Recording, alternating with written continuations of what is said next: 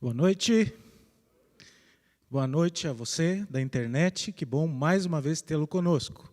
Eu estou muito feliz de poder estar aqui mais uma vez. E o clima de amor continua aqui na nossa igreja, né? Ontem nós tivemos aqui uma linda programação dos casais. Foi algo realmente muito maravilhoso, né? Uma palestra com a doutora Carla, fantástico. Trouxe coisas novas, diferentes, fortes, mas que edificou, né? Trouxe coisas importantes. E a decoração continuou aqui, ó, os balõezinhos estão com o gás todo, literalmente, né? E aqui também, muito bonito, que foi feito ontem. Já já virão outras bênçãos assim, né? Agora os irmãos estão me cobrando fazer o encontro dos solteiros, divorciados e viúvos. E eu estou querendo fazer, viu? Vocês não me desafiem, estou querendo fazer. Botar esse povo para casar, né? Mas eu tenho que fazer um acordo com isso. Eu faço o casamento, senão não faço nada. Bom, queridos, brincadeiras à parte, nós vamos ouvir a palavra de Deus nessa noite. E quando nós ouvimos a palavra de Deus, é sempre um momento especial, porque é um momento que Deus fala ao nosso coração, é um momento que nós nos transformamos, né? Nos tornamos pessoas melhores, mais próximas da vontade de Deus. E eu oro para que Deus nessa noite fale a você e a mim também, através de sua palavra. E aos amigos que nos acompanham, que estão, alguns irmãos da igreja estão em isolamento, eu quero dizer que a gente respeita muito quem está em isolamento, respeitamos aqueles também que querem vir presencialmente, né?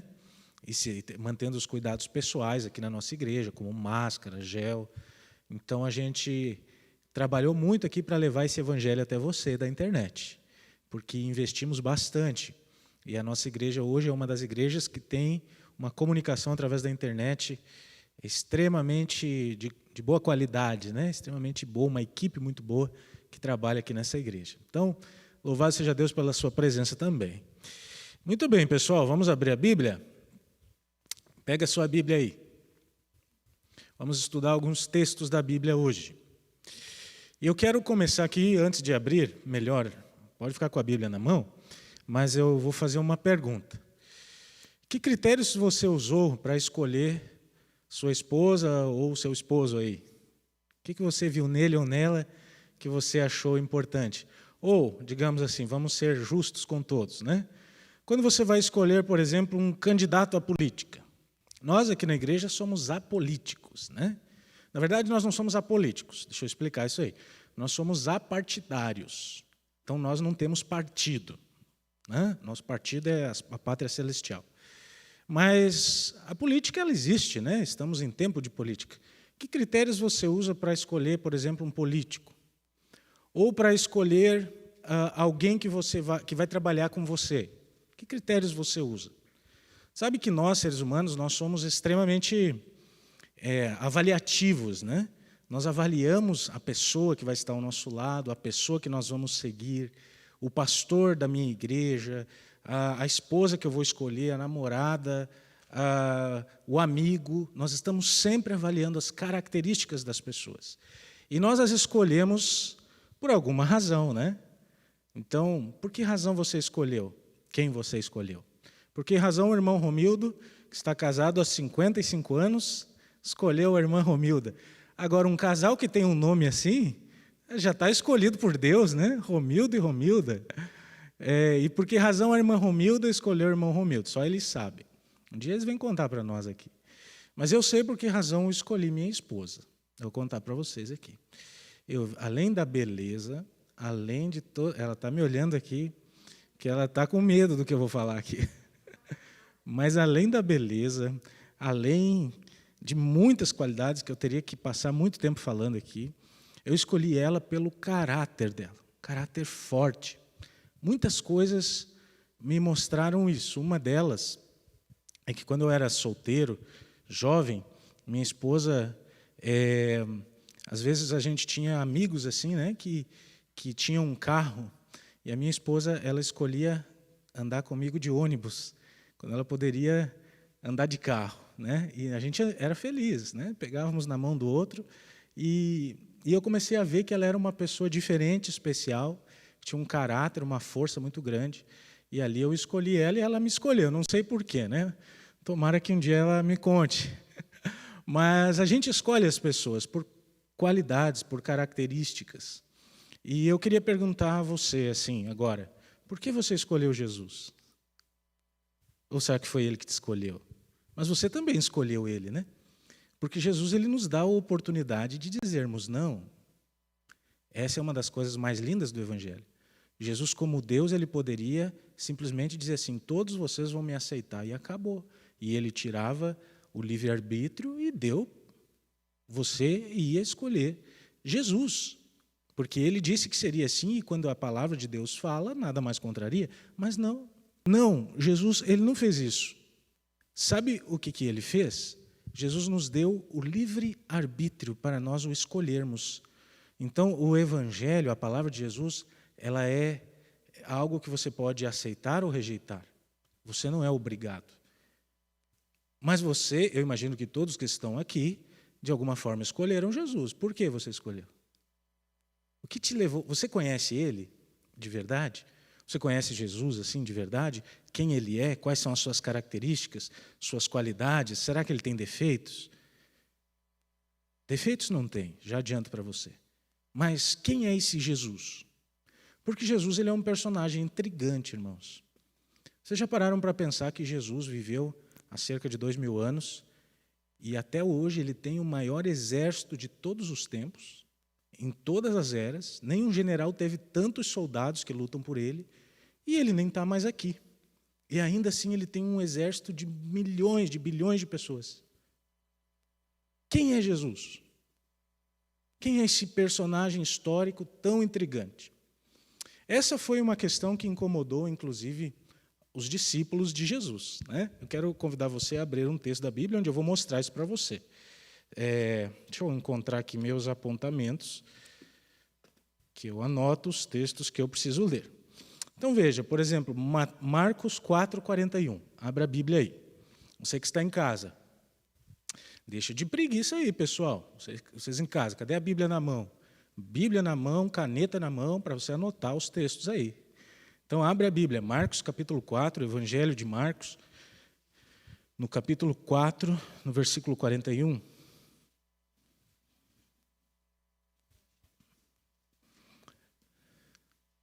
Essa é aquela passagem muito interessante, né? Marcos é ali no Novo Testamento, né? Mas, assim, não tão para o final da Bíblia, mas é bem do meio para frente. Marcos ele escreveu o seu evangelho para um povo que eram os romanos. Então, o evangelho de Marcos eu gosto muito porque ele é bem objetivo.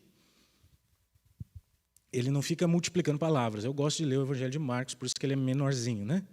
Então, aqui Marcos relata aquela história quando Jesus acalma a tempestade. Vocês conhecem essa história. Estava ali uma tempestade no barco, quase o barco indo a pique. Os discípulos estavam lá aterrorizados, porque imagina você, na época, os barcos eram algo muito frágeis, e agora estava uma tempestade em alto mar. Eu não sei quantos aqui já andaram de barco, eu já andei assim, e o mar é algo assustador. Agora você imagina ondas gigantescas, água vindo do céu, trovões, não via as estrelas, fechada assim, né? O céu fechado, e os discípulos lutando contra a tempestade e Jesus dormindo, descansando na proa. Então aqui Jesus ele se levanta e ele acalma a tempestade. Aí ele se levanta e ele diz assim: tempestade, calma-te, aquieta-te. E a tempestade passa. Imagina você a cena noturna, e aquela tempestade se acalma, e vem a calmaria, as nuvens se abrem, por causa da palavra de Jesus Cristo.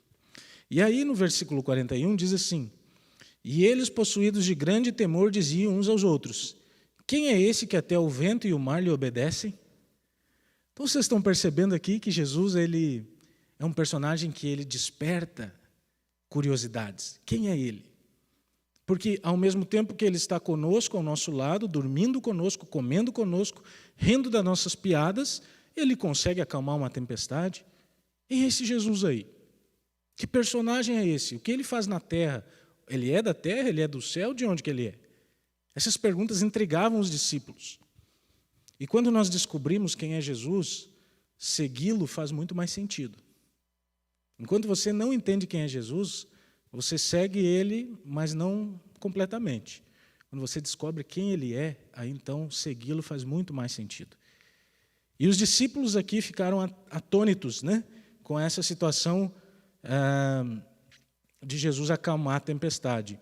Quer ver um outro texto que deixou os discípulos com essa pergunta na garganta? Lucas 7,14. A história da viúva de Naim.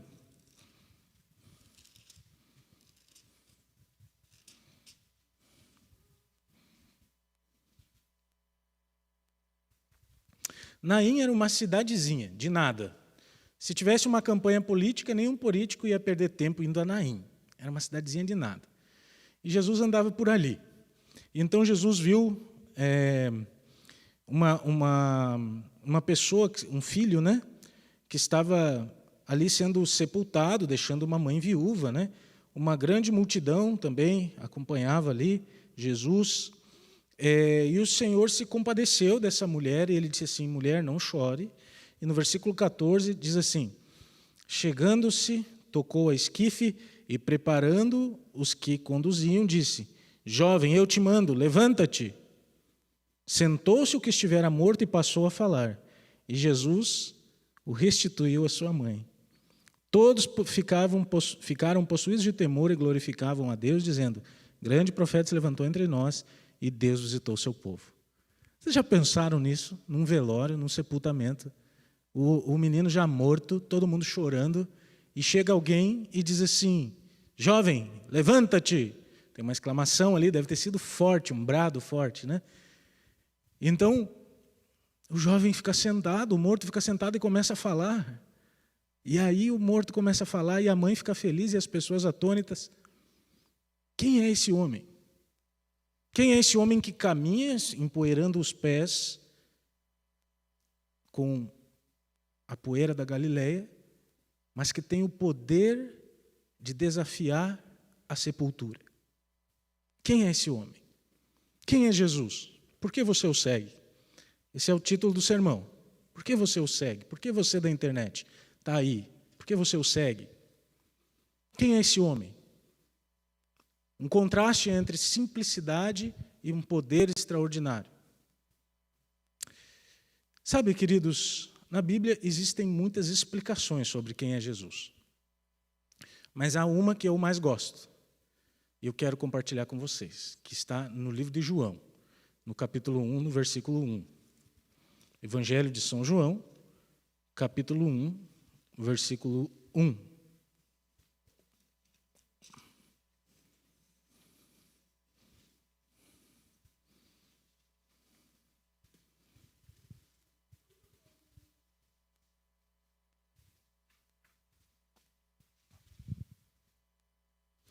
O Evangelho de São João, ele é um dos mais lindos, irmãos. Um dos mais lindos.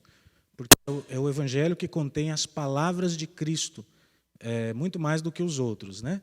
Se você buscar nos outros evangelhos, você vai ter as histórias de Cristo. Aqui você tem a pessoa de Cristo. João, ele relata a pessoa de Cristo. Sabe por quê? Porque João era o mais íntimo dos discípulos. É aquele que se reclinou ao peito de Jesus na ceia.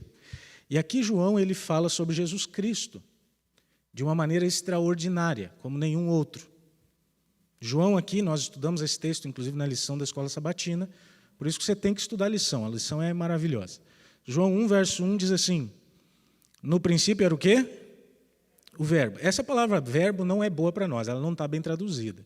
A palavra aqui é logos, então você pode ler assim: no princípio era a palavra, fica melhor, né? No princípio era a palavra, ou o verbo, e a palavra estava com Deus, e o verbo era Deus. Veja essa expressão aqui, no princípio. Essa expressão aqui, ela nos remete à eternidade. Quando foi o princípio? Quando foi que surgiu a primeira matéria no universo? Quando foi que surgiu o primeiro átomo no universo? Ou sei lá se tem algo menor que isso. Quando foi que tudo começou? Quando foi que o nada passou a existir e a partir do nada se criou todas as coisas? Ninguém sabe responder essa pergunta.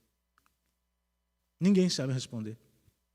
Pode pegar a ciência toda aí, eles não sabem responder essa pergunta. Eles respondem lá com o Big Bang, né? Falando do Big Bang, da grande explosão, mas o que tinha antes do Big Bang, se fosse verdade o Big Bang? Então ninguém sabe responder. E João está dizendo aqui que no princípio Jesus já existia. Antes de todas as coisas, o Verbo encarnado, Jesus, a palavra, já existia. João está dizendo aos seus leitores: sabe esse homem que comeu conosco? Sabe esse homem que riu junto conosco? Sabe esse homem que é um filho de um carpinteiro, que nasceu numa manjedoura? Sabe esse homem que nos abraçou, nos beijou? Sabe esse homem que ressuscitou alguém? Sabe esse homem que acalmou uma tempestade? Então, eu concluo que João escreveu o seu evangelho entre os, provavelmente, há dúvidas, mas entre os anos 65 e 70, quando houve uma guerra lá em Jerusalém, ele foi para Éfeso e ele escreveu esse evangelho. Há dúvidas, há outras datações também, mas João estava já, Jesus não estava mais ali. E João pensando sobre tudo que ele viveu, como um dos discípulos mais íntimos de Jesus, João chega a esta conclusão: Jesus, no princípio, estava com Deus e ele era Deus. Você já parou para pensar nisso? Deus se fez homem e veio morar conosco. Deus se fez homem e veio viver conosco. Sabe, irmãos, se Jesus fosse só homem, Jesus poderia nos amar, mas não poderia nos salvar. E se ele fosse só Deus, ele poderia nos salvar, mas não poderia nos amar, porque ele não nos entenderia. Se Jesus fosse só Deus, como é que ele ia entender, por exemplo, alguém que vai caminhar dentro de casa e bate o dedinho mingo no canto da mesa? É horrível isso, né? Como é que ele entenderia a dor humana se ele não fosse humano? E como é que ele entenderia, mas também como é que ele nos salvaria se ele não fosse Deus? Nos levaria para o céu. Quem teria esse poder? Então Jesus é 100% homem, 100% Deus. E aqui João está chegando a essa conclusão, e João está dizendo assim: a palavra que esteve com vocês, que esteve conosco, Jesus que esteve conosco, ele é Deus. E é por isso que nós temos que escolher Jesus. Porque é um Deus que quer cuidar de você, que quer amar você, que quer andar ao seu lado. Isso não para por aqui, né? No versículo 14, João 1, verso 14, diz aqui assim: e o Verbo se fez carne e habitou entre nós, cheio de graça e de verdade, e vimos a sua glória, glória como unigênito do Pai. Você sabe, irmãos, que durante muitos anos Satanás atacou o evangelho de João, né? Durante muitos anos a historicidade desse evangelho foi questionada por teólogos, pela alta crítica, dizendo que era um evangelho que não pertencia, não era ele era um pseudepígrafo. O que é isso? É uma falsa autoria, né? Alguém disse que era João escrevendo, colocou o nome de João, mas era um evangelho que tinha sido escrito no quarto e quinto século, não por João. Pessoas disseram isso.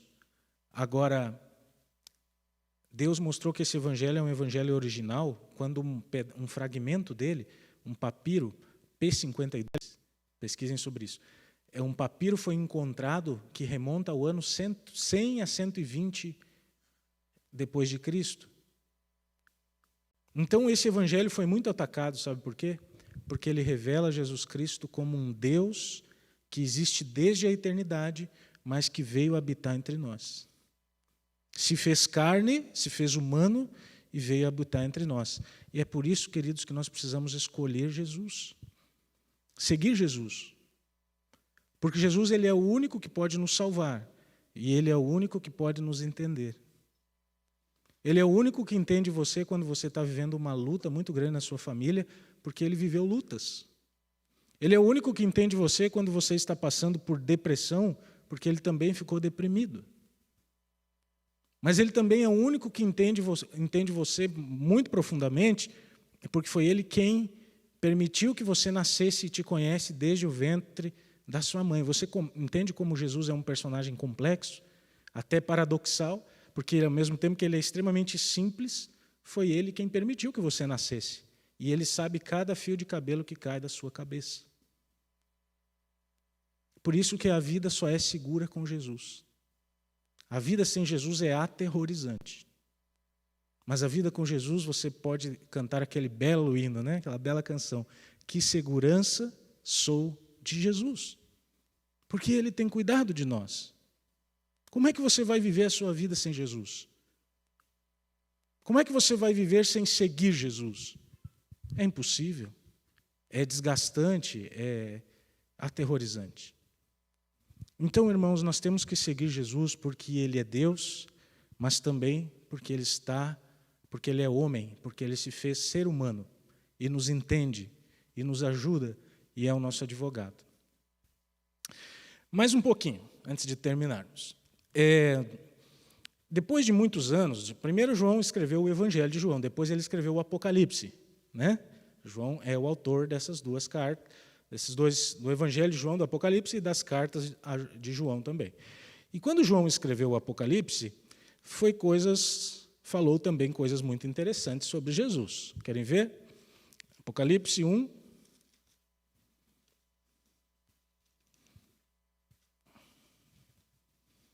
Versículo 12.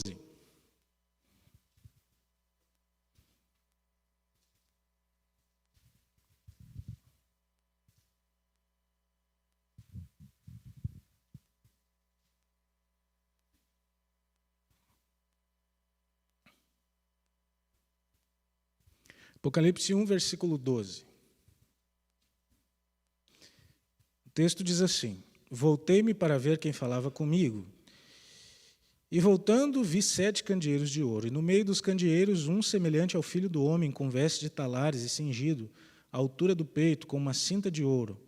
A sua cabeça e cabelos eram brancos como a alva da lã, como a neve, os olhos como chama de fogo, os pés semelhantes a bronze polido, como que refinado numa fornalha, a voz como a voz de muitas águas.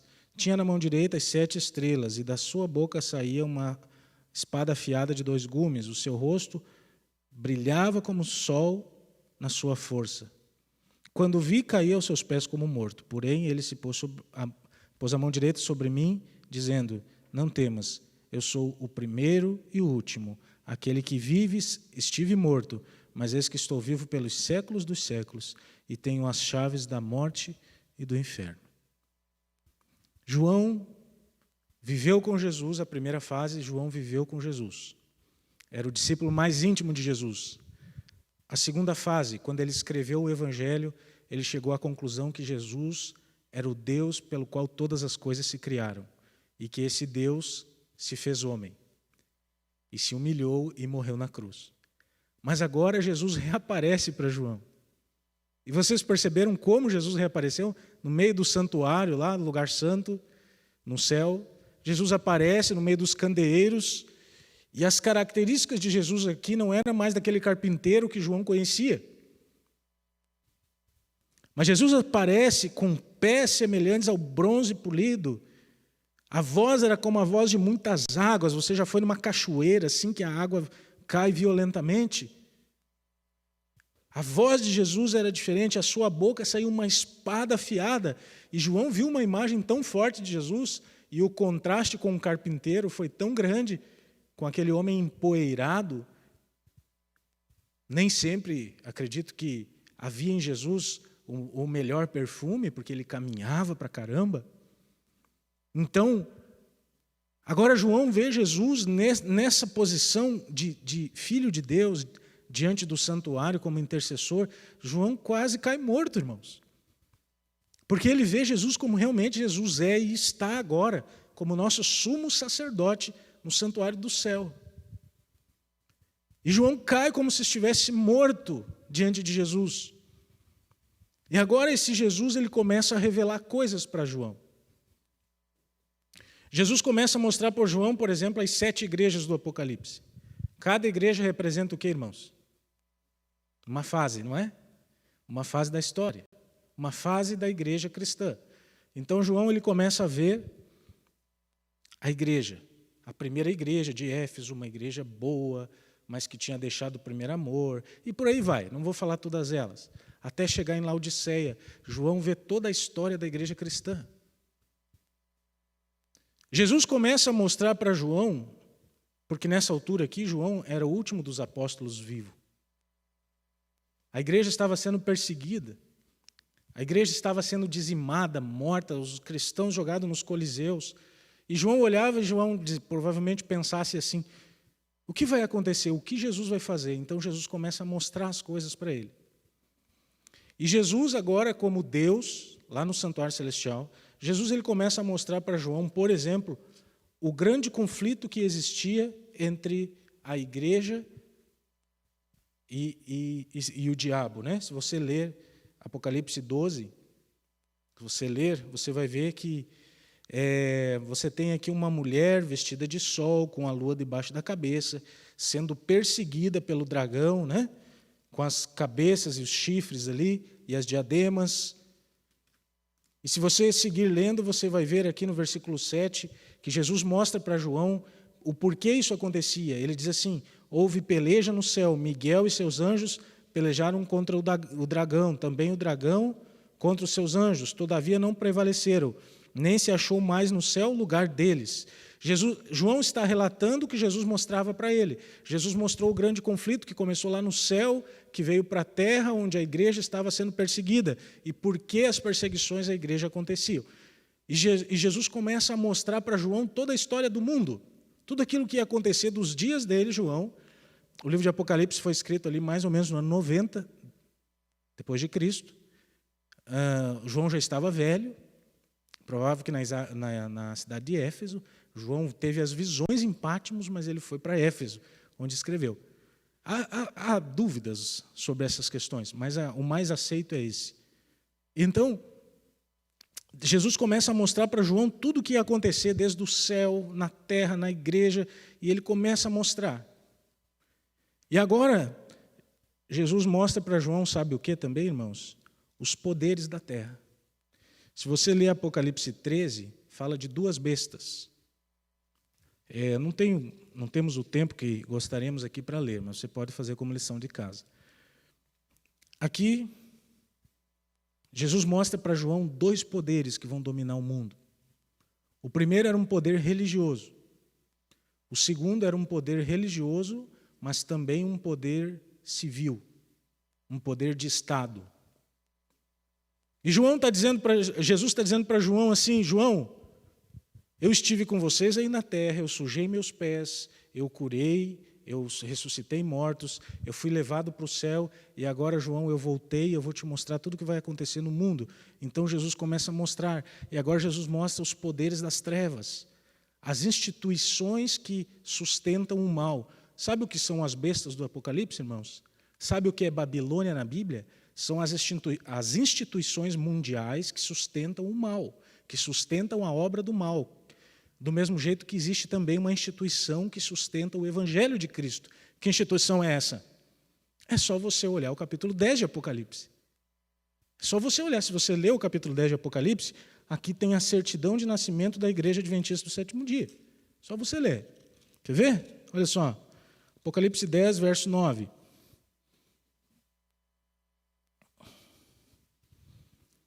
Apocalipse 10, verso 9.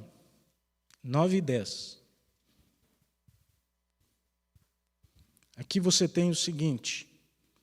Fui, pois, ao anjo, dizendo-lhe que me desse o livrinho. Ele então me falou, toma-o, devora, certamente será amargo no estômago, mas na tua boca doce como mel. Tomei o livrinho da mão do anjo e o devorei, e da minha boca era doce como mel. Quando, porém, comi, o meu estômago ficou amargo. Isso aqui está falando do desapontamento que aconteceu em 1844, onde o movimento millerita levou mais de 200 mil pessoas a estudarem a Bíblia e a esperarem Jesus voltar naquela data. E Jesus não voltou. E por isso houve doce na boca, de esperar Jesus voltar, mas amargo no estômago. Um desapontamento muito grande, mas a partir desse desapontamento surgiu a Igreja Adventista do Sétimo Dia. Ela veio do movimento millerita, mas foram outros que a fundaram. Ellen White, Tiago White, estes a fundaram. José Bates, né? José Bates veio depois. Hiram Edson, Aqui Deus estava mostrando para João, João, vai ter poderes do mal na terra. Mas Jesus estava dizendo assim, João, também eu vou ter uma igreja sobre a terra. Eu vou ter uma igreja que vai sustentar. Quando eu falo sustentar, é levantar a bandeira do evangelho, do meu evangelho.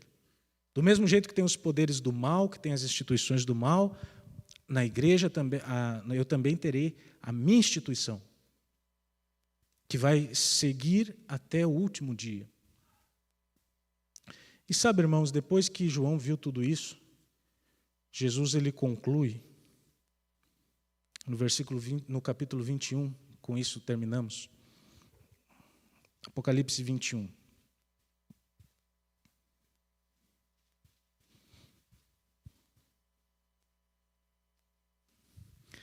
Depois de João ver todas aquelas coisas, depois de João entender que ele esteve ao lado de Deus, que ele se reclinou ao peito de Deus, né?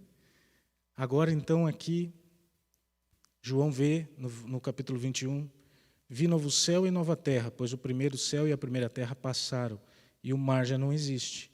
Vi também a cidade santa, Nova Jerusalém, que descia do céu, da parte de Deus, ataviada como noiva, adornada para o seu esposo. Então ouvi grande voz vinda do trono, dizendo, eis o tabernáculo de Deus com os homens. Deus habitará com eles, eles serão povos de Deus, e Deus mesmo estará com eles. Ele lhes enxugará dos olhos toda lágrima, e a morte já não existirá. Já não haverá luto, nem pranto, nem dor, porque as primeiras coisas passaram. Sabe o que Jesus estava dizendo para João? João, tudo isso que você viu vai passar. Sabe o que vai restar? Jesus, o céu e o seu povo. É o que vai restar no fim das contas. Os mortos vão ressuscitar, vão para o céu e vão viver eternamente com Cristo. Então aqui, Jesus ele conclui o objetivo de todas as coisas, o objetivo da vida, o objetivo de seguirmos Jesus. E eu queria fazer a pergunta que eu comecei. Por que você segue Jesus? Eu acho que você tem boas razões para segui-lo. Para segui-lo com todas as forças da sua vida. Porque ele é Deus homem, ele é Deus 100% Deus. 100% homem, 100% Deus. Ele entende você. Ele veio viver no nosso meio. Ele controla a história. O final, ele tem em suas mãos. Ele tem as chaves do céu, mas também do inferno. Ele tem o seu poder, ele tem a sua instituição, a igreja. Tudo está em suas mãos. E nós não temos outro caminho, irmãos, a não ser seguir Jesus Cristo. Não há outra esperança a não ser em Jesus. Porque ele é a pessoa mais extraordinária que o universo já conheceu. E é por isso que nós temos que segui-lo. Quando você escolheu sua esposa, seu esposo, quando você escolheu o seu político, está difícil escolher, né? Mas quando você escolheu o seu político, seu candidato, quando você escolheu por certas características. E eu te dei aqui características para que você hoje escolha Jesus. Quem deseja hoje escolher Jesus? Quantos querem erguer a mão e dizer assim, eu escolho Jesus, eu quero viver para Jesus. Só Ele pode me dar o que eu realmente preciso, o que eu realmente quero, o que eu realmente busco ser. Só Jesus, irmãos, pode nos dar essa segurança de que, ainda que tudo dê errado, no final tudo vai dar certo. Só Ele pode dar.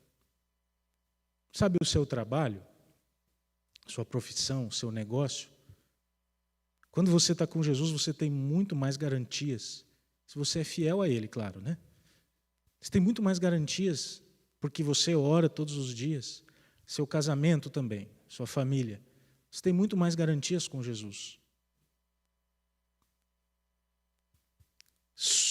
Sua saúde, você tem muito mais garantias com Jesus. Porque Ele vai passar, então, a conduzir você e a guiar a sua vida. E nós temos que escolher Ele. E eu termino assim, irmãos, fazendo esse apelo para você. A Bíblia diz assim, hoje, se ouvirdes a sua voz, não endureçais o vosso coração. A Bíblia está, isso é Hebreus 3,15, né? Hoje, se ouvirdes a sua voz, não endureçais o vosso coração. Então, a Bíblia não trabalha com o amanhã. O amanhã não nos pertence. Eu não sei se eu vou sair daqui ou vou chegar em casa vivo. Tomara que sim, espero que sim. Provável que sim, mas não é certo que sim. Então Jesus está dando hoje a você a oportunidade de você decidir.